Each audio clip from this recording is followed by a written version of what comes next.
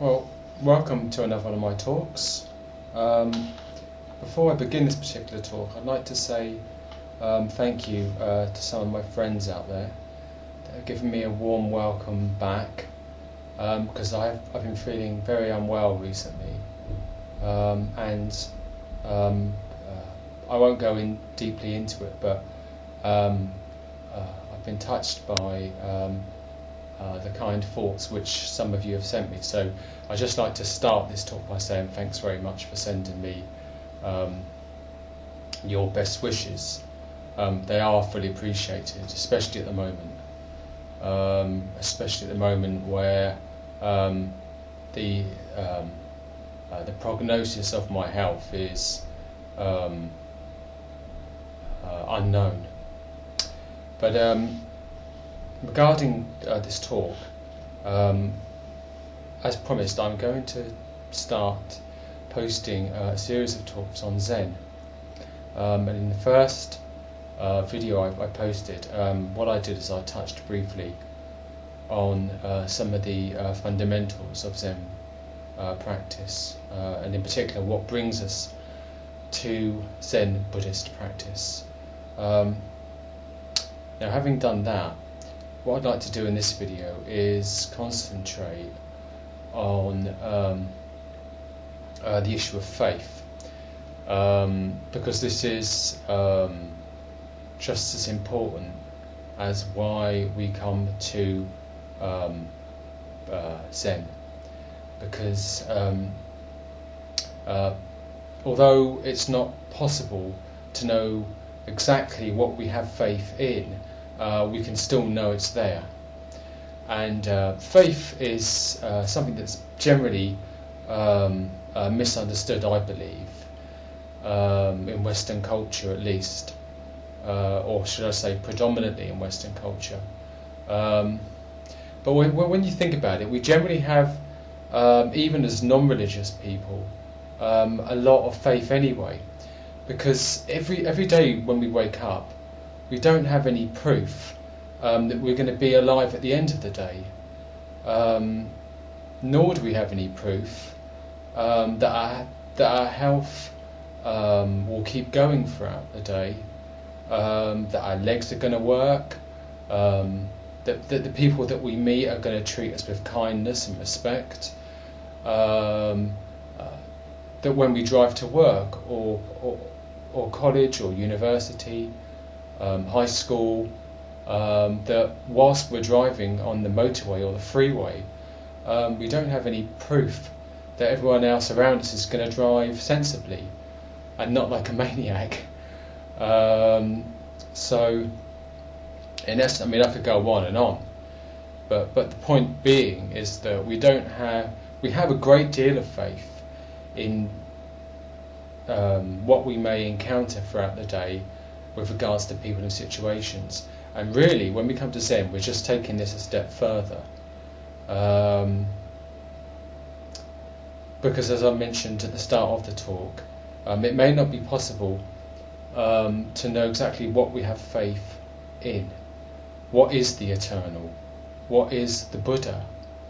What is this universe? What is the meaning of life? These are all questions which we can't really answer, but we can have faith that there is a presence within not only ourselves, but also in all other people and all life forms, wherever they may be found.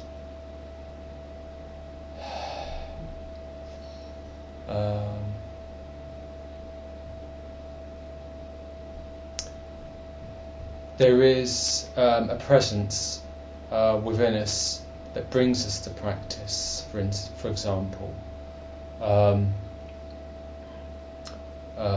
as I mentioned just a moment ago, you can call it Buddha nature. You can call it the Buddha.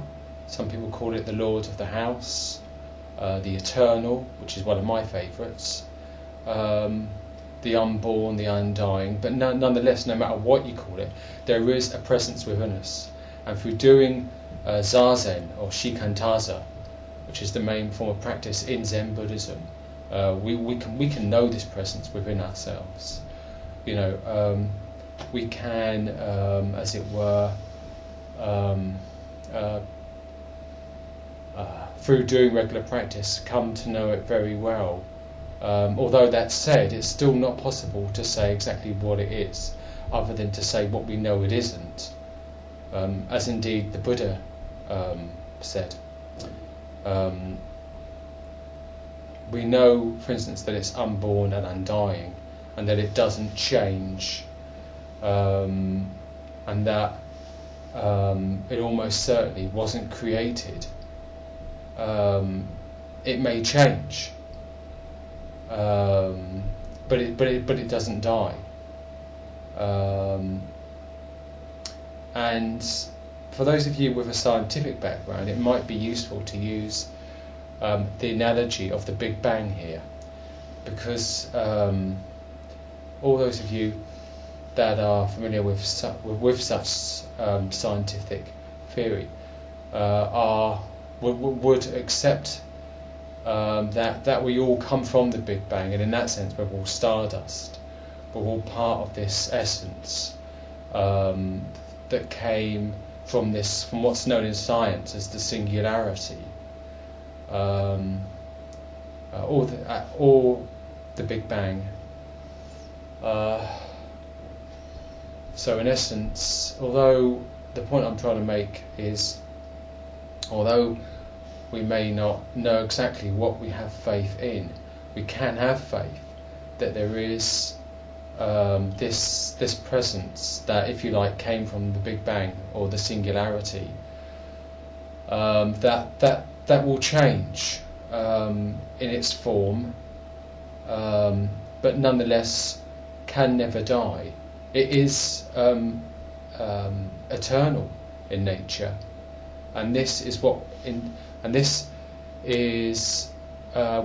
we're placing our faith in when we practice Buddhism.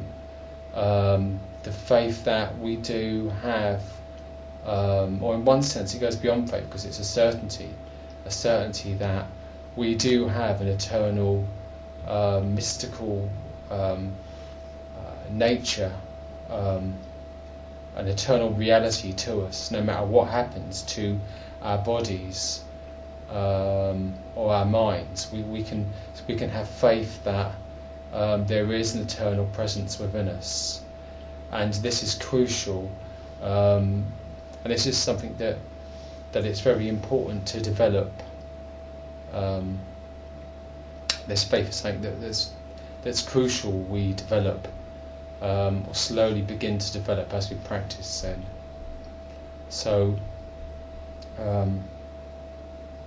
it isn't so much having faith in some exterior entity like God.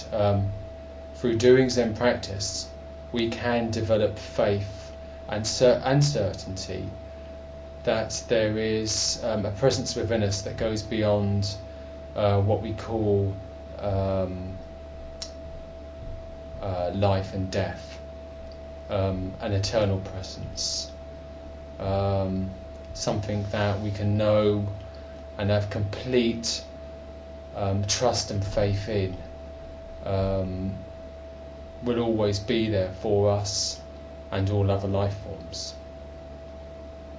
Okay, I'm going to leave it there.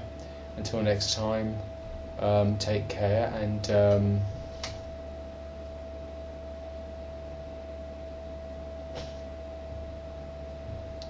be happy.